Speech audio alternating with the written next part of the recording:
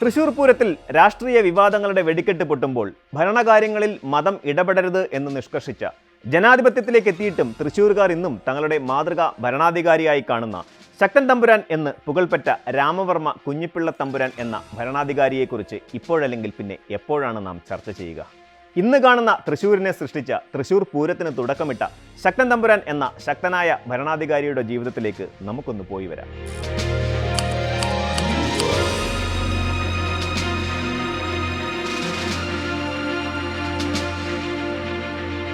1751 പൂയം നക്ഷത്രത്തിലെ അമാവാസി നാളിലായിരുന്നു രാമവർമ്മ കുഞ്ഞിപ്പിള്ള തമ്പുരാന്റെ ജനനം. അച്ഛൻ ചേന്നാസ് അനുജൻ നമ്പൂതിരിപ്പാട്, അമ്മ അംബിക തമ്പുരാട്ടി. പിറന്ന നാൾ ജ്യോതിഷപ്രകാരം ശുഭപ്രദമല്ലാത്തതിനാൽ ചെറുപ്പത്തിലെ വളരെ ശ്രദ്ധയോടെയാണ് അദ്ദേഹത്തെ വളർത്തിയത്. അദ്ദേഹത്തിന് 3 വയസ്സുള്ളപ്പോൾ അമ്മ തമ്പുരാട്ടി മരണമടഞ്ഞു. അതിനുശേഷം അദ്ദേഹത്തെ വളർത്തിയത് ഇളയമ്മയായിരുന്നു. അദ്ദേഹം ചിറ്റമ്മയെ സ്വന്തം അമ്മയെപ്പോലെയാണ് കരുതിയിരുന്നത്. ചെറുപ്പത്തിലെ വിദ്യാഭ്യാസം ആരംഭിച്ചിരുന്നു. വെള്ളാരപ്പള്ളിയിൽ നിന്നും കോവിലകത്തുള്ളവർ താമസം തൃപ്പൂണിത്തറയിലേക്ക് മാറിയതിനാൽ പിന്നീടുള്ള വിദ്യാഭ്യാസം അവിടെ വെച്ചായിരുന്നു. അദ്ദേഹത്തിന് 10 വയസ്സുള്ളപ്പോൾ 4ാം കൂർ സ്ഥാനം ലഭിച്ചു. അപ്പോൾ മുതലേ അദ്ദേഹത്തിൻ്റെ ധീരതയും കൂസലില്ലായ്മയും വെളിപ്പെട്ടു തുടങ്ങി. ശക്തൻ എന്ന നാമധേയം ലഭിക്കുകയും ചെയ്തു. പിന്നീട് നാടിൻ്റെ രാജാവായപ്പോഴേക്കും പ്രജകൾക്ക് അദ്ദേഹം ശക്തൻ തമ്പുരാനായിരുന്നു. ഇന്നും തൃശ്ശൂരിലെ ജനങ്ങൾ തങ്ങളുടെ തമ്പുരാനായി ശക്തനെ കാണുന്നതിന് പിന്നിലും ആ ഭരണ നൈപുണ്യവും ശക്തിയും ബുദ്ധിയും ധീരതയും തന്നെയാണ്. കുറ്റകൃത്യങ്ങൾക്ക് ശിക്ഷ നടപ്പാക്കുന്നതിലുള്ള കടുത്ത രീതി കൊണ്ടാണ് അദ്ദേഹത്തെ പ്രജകൾ ശക്തനെന്ന് വിളിച്ചത്. 29 വയസ്സായപ്പോൾ അദ്ദേഹത്തിന് വീരകേരള സ്ഥാനം അഥവാ 3ാം കൂർ സ്ഥാനം ലഭിച്ചു. ചെറുപ്പത്തിൽ തന്നെ ഭരണകാര്യങ്ങളിൽ വളരെ തൽപരനായിരുന്നു അദ്ദേഹം. മാർത്താണ്ഡവർമ്മയുടെ ഭരണത്തിൽ ആകൃഷ്ടനായ അദ്ദേഹം അതേ രീതികൾ പിന്തുടർന്നു. ധർമ്മരാജാവ് എന്നറിയപ്പെടുന്ന തിരുവിതാംകൂറിലെ കാർത്തിക തിരുനാൾ രാമവർമ്മ മഹാരാജാവ് അദ്ദേഹത്തിൻ്റെ സമകാലികനും സുഹൃത്തുമായിരുന്നു. 18 വയസ്സാകുന്നതിന് മുന്നേ തന്നെ ഭരണകാര്യങ്ങളിൽ രാജാവിനെ സഹായിക്കാൻ തുടങ്ങിയ അദ്ദേഹം 1769 ശേഷം ഭരണപരമായ എല്ലാ തീരുമാനങ്ങളും വഹിക്കാൻ തുടങ്ങി. ഇംഗ്ലീഷുകാരോടും മൈസൂർ, തിരുവിതാംകൂർ, കോഴിക്കോട് എന്നീ അയൽ രാജ്യങ്ങളോടുമുള്ള നയതന്ത്ര ബന്ധം കൈകാര്യം ചെയ്യുന്ന വിദേശകാര്യ മന്ത്രിയും ഫലത്തിൽ അദ്ദേഹമായിരുന്നു. 30ാം വയസ്സിൽ അദ്ദേഹം തൃശ്ശൂരിൽ നിന്നും വിവാഹം കഴിച്ചു. അതിൽ ഒരു പെൺകുഞ്ഞ് ജനിക്കുകയും ചെയ്തു. എന്നാൽ അദ്ദേഹവും ഭാര്യയും തമ്മിൽ അത്ര നല്ല ബന്ധമായിരുന്നില്ല ഉണ്ടായിരുന്നത്. ഇതോടെ തമ്പുരാട്ടിയെ വേറൊരു വീട്ടിലേക്ക് മാറ്റിയ ശക്തൻ പിന്നീട് തൃശ്ശൂരിലെ തന്നെ കരിമ്പേറ്റ് ചുമ്മുക്കുട്ടിയെ വിവാഹം കഴിച്ചു. ഇത് അദ്ദേഹം രാജാവായതിനു ശേഷമായിരുന്നു. 39ാം വയസ്സിൽ നാടിൻ്റെ രാജാവായി ശക്തൻ അധികാരമേറ്റു. വലിയ തമ്പുരാൻ മരണമടയുന്നതിന് മുന്നേ ഇളമുറ തമ്പുരാനും മരിച്ചതോടെ ശക്തനായിരുന്നു അടുത്ത മൂത്ത രാജകുമാരൻ. സാമൂതിരിപ്പാട് തമ്പുരാനും പടയും തൃശ്ശൂരിൽ നിന്ന് പിൻവലിഞ്ഞതോടുകൂടി ശക്തൻ തമ്പുരാന് ഭരണവും കൈവന്നു. സാമൂതിരി കൂറുകാരായിരുന്ന പ്രബലന്മാരായിരുന്ന നമ്പൂതിരിമാരെല്ലാം ഭയപ്പെട്ടും കർത്തവ്യ വിമൂഢരായും നാട് വിട്ടു. സാധുക്കൾ മാത്രം ബാക്കി നിന്നു. നമ്പൂതിരിമാരുടെ അധികാരവും ഉടമസ്ഥ കൂറുകളുമെല്ലാം ഇല്ലാതായി. അന്നുണ്ടായിരുന്ന യോഗാതിരിയും പേടിച്ചോടി. അങ്ങനെയാണ് തൃശ്ശൂരിൻ്റെ പ്രധാന സ്ഥാനമായ വടക്കുംനാഥൻ ക്ഷേത്രം സർക്കാരിൻ്റെ വകയായത്. അങ്ങനെയാക്കിയതും ഭരണമുറകളെ ഏർപ്പെടുത്തിയതും ശക്തൻ തമ്പുരാനാണ്. രാജാവായതോടെ അദ്ദേഹം ആദ്യമായി ചെയ്തത് തൃശ്ശിവപേരൂരും തൃപ്പൂണിത്തറയും ഓരോ കോട്ടയും കിടങ്ങും ഉണ്ടാക്കുകയായിരുന്നു. തൃശ്ശൂരിലെ കോട്ടയ്ക്ക് നടുവിൽ ഒരു കോവിലകവും പണി കഴിപ്പിച്ചു. കോവിലകത്തിന് തൊട്ടായി മറ്റൊരു കോട്ടയും ഉണ്ടാക്കി. അദ്ദേഹത്തിൻ്റെ വേനൽക്കാല വസതി ചാലക്കുടിക്കടുത്ത് പരിയാരം ഗ്രാമത്തിലെ കാഞ്ഞിരപ്പിള്ളി കൊട്ടാരമായിരുന്നു. ശക്തൻ തമ്പുരാന്റെ സേനയിൽ അക്കാലത്ത് മറ്റ് സമുദായാംഗമായ തീയർ സമുദായത്തിൽപ്പെട്ട കുറച്ച് പടയാളികൾ ഉണ്ടായിരുന്നു. മാത്രമല്ല അടുത്തുള്ള നായർ വീടുകളിൽ നിന്നെല്ലാം ഒരാളെങ്കിലും സൈന്യത്തിൽ ചേരണമെന്ന വ്യവസ്ഥയിൽ 10,000-ഓളം ഭടന്മാർ സൈന്യത്തിൽ ചേർന്നിരുന്നു. അവരുടെ മേധാവിയായി പണിക്കര് വലിയ കപ്പിത്താൻ എന്നൊരാളെയും നിയമിച്ചു. കൊല്ലുന്ന രാജാവിന് തിന്നുന്ന മന്ത്രി എന്ന കണക്കിന് വീരശൂര പരാക്രമിയായിരുന്നു പണിക്കര് വലിയ കപ്പിത്താൻ. ശക്തൻ തമ്പുരാൻ ഗതാഗത സൗകര്യം, ശുചീകരണം മുതലായ വിഷയങ്ങളിൽ പ്രത്യേക ശ്രദ്ധ വെച്ചിരുന്നു. നാടുനീളെ വഴികൾ വെട്ടുകയും വഴികൾക്കിരുവശവും തണലിനായി മരങ്ങൾ വെച്ച് പിടിപ്പിക്കുകയും ചെയ്തു. വീഥികൾക്ക് ചേർന്ന് താമസിക്കുന്നവർ ദിവസവും അവരുടെ മുന്നിലുള്ള വഴികളും കൂടി വൃത്തിയാക്കണമെന്ന കർശന കൽപ്പനയും പുറപ്പെടുവിച്ചു. തൃശ്ശൂർ വടക്കുംനാഥ ക്ഷേത്രത്തിന് മുന്നിലുണ്ടായിരുന്ന തേക്കിൻകാട് വെട്ടിത്തെളിച്ച് മൈതാനമാക്കിയതും അത് നാട്ടുകാർക്ക് സുഗമമായി സഞ്ചരിക്കാൻ യോഗ്യമാക്കിയതും ശക്തന്റെ കാലത്താണ്.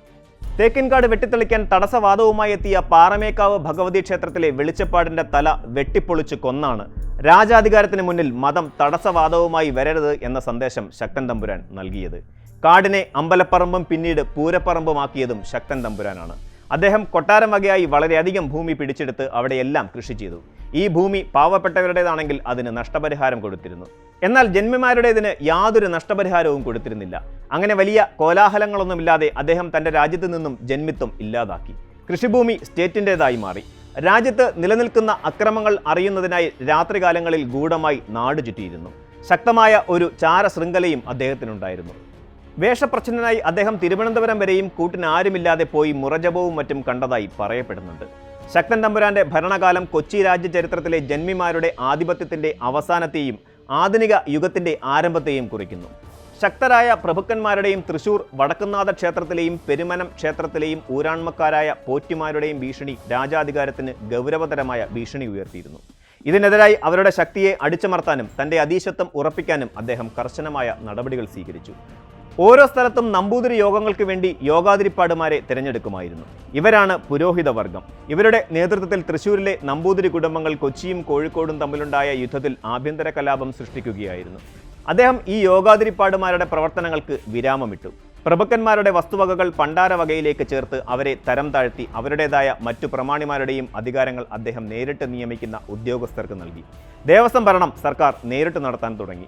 അതോടെ നമ്പൂതിരി യോഗങ്ങൾക്ക് പഴയ ശക്തിയും സ്വാധീനവും നഷ്ടപ്പെട്ടു തുടങ്ങി.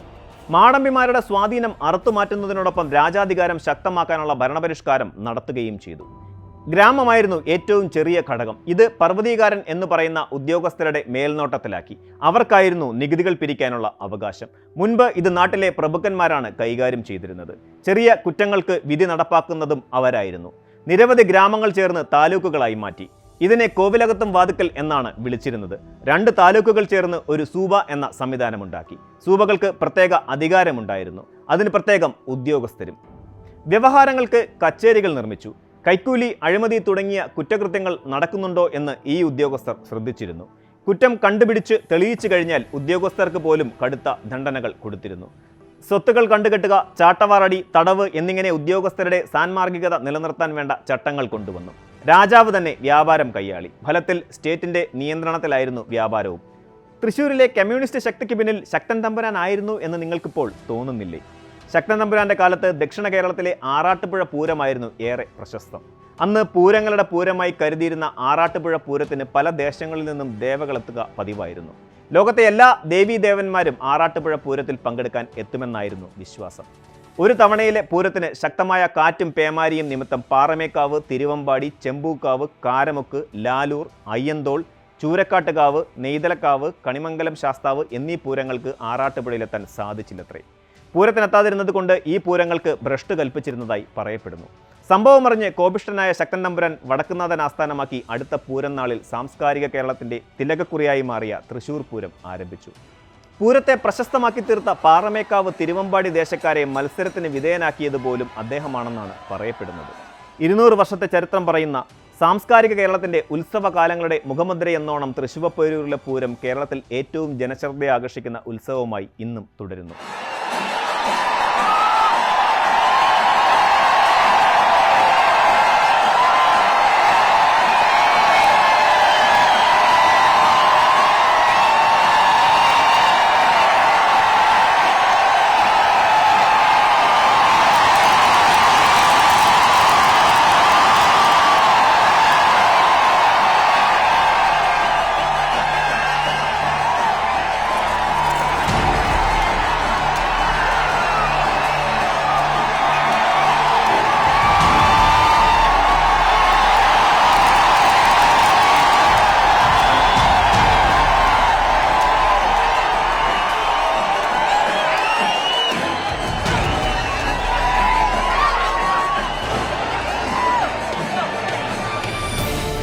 രാജ്യത്ത് ജൗളിക്കച്ചവടം വർദ്ധിപ്പിക്കുന്നതിനായി പാണ്ഡ്യനാട്ടിൽ നിന്നും പരദേശികളായ ബ്രാഹ്മണരെ വിളിച്ചു വരുത്തിയും അവരുടെ സൗകര്യങ്ങൾക്ക് വേണ്ടിയും അവരെ ആകർഷിക്കുവാനും പട്ടിക്കാടും ചെറുതുരുത്തിയിലും തൃശ്ശൂരും സർക്കാർ വക ഊട്ടുപുരകൾ സ്ഥാപിച്ചതും ശക്തൻ തമ്പുരാനാണ്.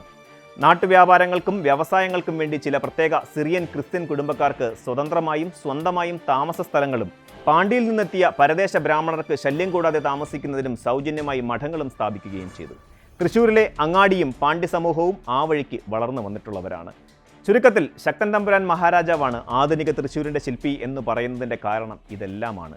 1805 സെപ്റ്റംബർ 26-നാണ് കേരളത്തിലെ രാജാധിപത്യകാലത്തെ ശക്തനായ ആ ഭരണാധികാരിയുടെ ജീവിതത്തിന് അന്ത്യമാകുന്നത്.